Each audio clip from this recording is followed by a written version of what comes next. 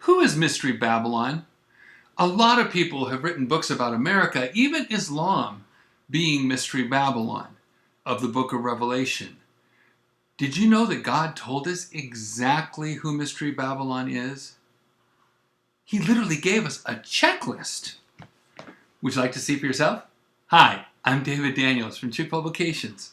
See, when God tells us a mystery, we can be sure of two things. One, God knows all about it. And two, we won't know about it without Him. Mysteries are what Jesus called the parables when He interpreted them clearly for His disciples. Here, Matthew 13:11, Jesus here, He answered and said unto them, because it is given unto you to know the mysteries of the kingdom of heaven, but to them it is not given. So parables were spoken to keep stuff hidden from closed-hearted people, but mysteries of the kingdom of heaven, those are God's secrets revealed as much as the faithful are able to bear. God has already known and always known everything. So God can talk about things as already completed even when they aren't for us. In Romans chapter 4, verse 17, it says, God, who quickeneth the dead, and calleth those things which be not, as though they were. That's why in Genesis 17:5, God said to Abraham, a father of many nations have I made thee, when he only had Ishmael. In the same way, God talks about the whore of Babylon as a fully established reality. All we see is one piece at a time, but God sees the completed puzzle, and He tells us about that completed puzzle. Would you like to see what 8 of the pieces are according to Revelation 17 and 18? Here is a very simple list. If you want a more detailed answer, look at chapter 16 of Why They Changed the Bible. I've arranged the fulfillments in historical order so that you can see the development. Okay? Number 1, 7 mountains. And here is the mind which hath wisdom. The 7 heads are 7 mountains on which the woman sitteth.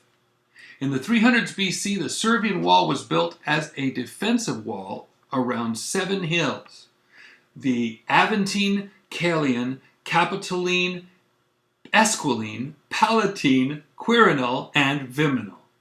These became the 7 hills of Rome. So Rome is called the city on 7 hills. Number 2, purple, scarlet, and gold. Revelation 17:4. And the woman was arrayed in purple and scarlet color, decked with gold and precious stones and pearls. February 15th, 44 BC, Julius Caesar wore an expensive purple and gold toga to the Feast of Pan called Lupercalia. After this, all Caesars started wearing that expensive purple as a symbol of royalty, and scarlet and gold. This continued right down into the Roman Catholic clergy, becoming commonplace in 500 AD. But nobody dressed better than the Pope.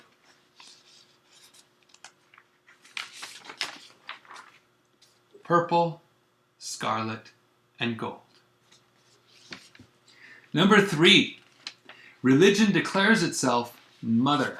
Revelation 17:5, and upon her forehead was a name written, Mystery Babylon the Great, the mother of harlots and abominations of the earth. 251 AD, Cyprian of Carthage declared in De Unitate Ecclesiae, the unity of the church, quote, he cannot have God for his father who does not have the church for his mother. The religion of Roman Catholicism after that took on the name Mother Church. 431 AD,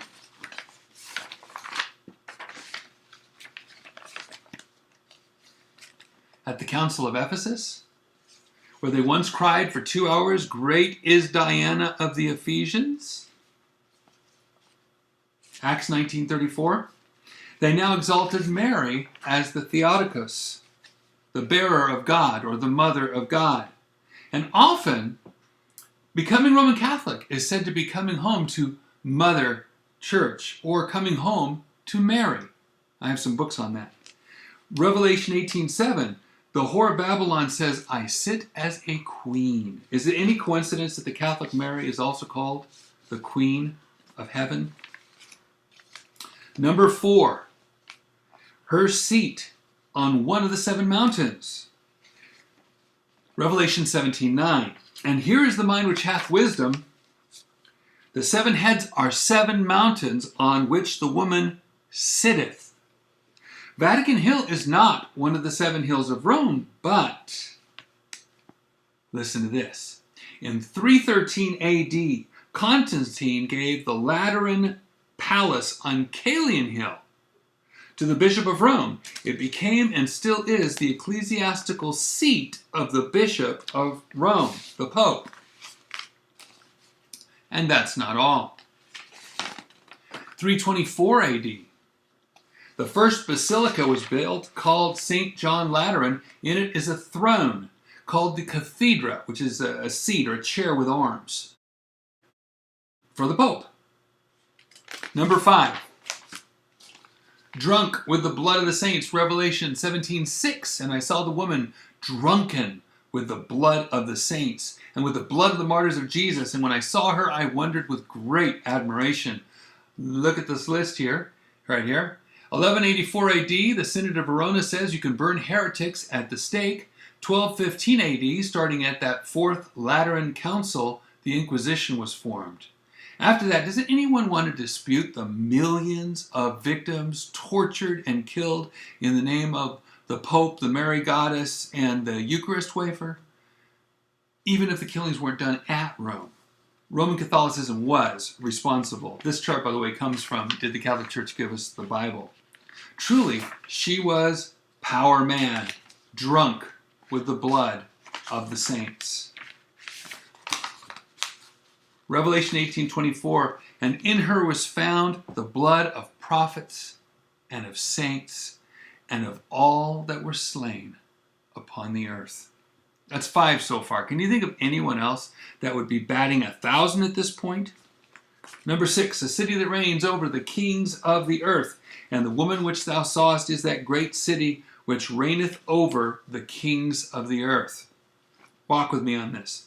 Unum Sanctum, 1302, Pope Boniface VIII came up with the ex cathedra doctrine, that means it's authoritative, of the 2 swords. The spiritual sword and the temporal or terrestrial sword. Human government, that is. Boniface VIII, the Pope, declared, quote, in this church and in its power are 2 swords, namely the spiritual and the temporal. Both, therefore, are in the power of the church. Then he said the church was the highest power of all. And, quote, if the highest power of all err, it can be judged only by God and not by man. What he's saying is that the Pope of Rome has dominion over all the governments of the world and is responsible only to God.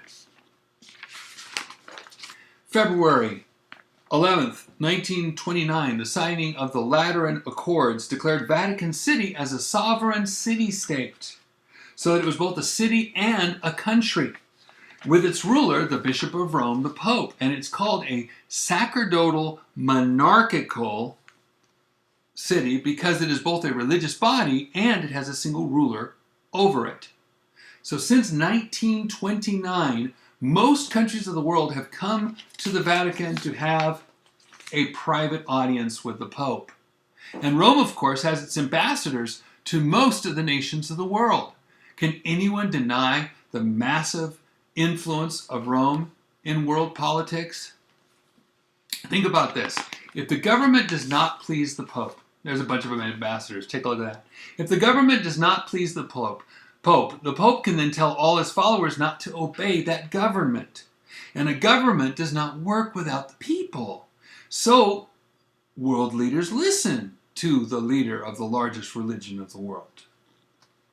That's to say nothing about the centuries of the anything but Holy Roman Empire and all the kings who either gained power or lost it because of the Pope's word. And now, since 1929, it is a city and a country. Number 7, nations fornicating with the whore. Revelation 18:3. For all nations have drunk of the wine of the wrath of her fornication, and the kings of the earth have committed fornication with her. All of Revelation 18 describes the amazing wealth and trade with nations of the earth. People make nice with the whore, get drunk with her, and then they let her pour out her wrath on the saints.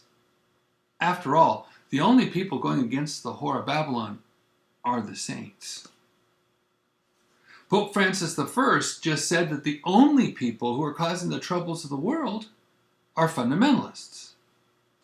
You know, Bible believers. Number 8. This is the last one. Amazing wealth and trade. Revelation 18:3. The merchants of the earth are waxed rich through the abundance of her delicacies. I used to have a problem with Revelation 18 until a friend said that was what clinched it for him.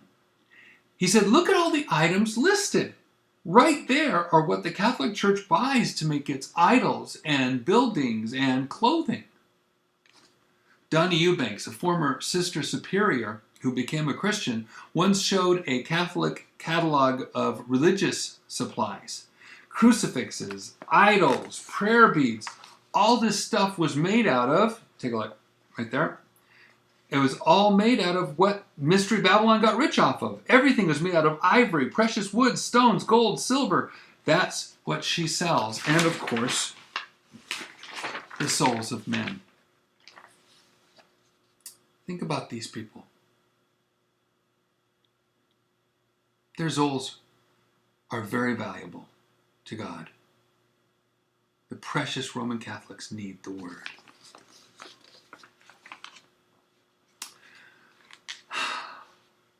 I've just listed 8 separate points in Revelation 17 and 18 that are clearly true about Roman Catholicism.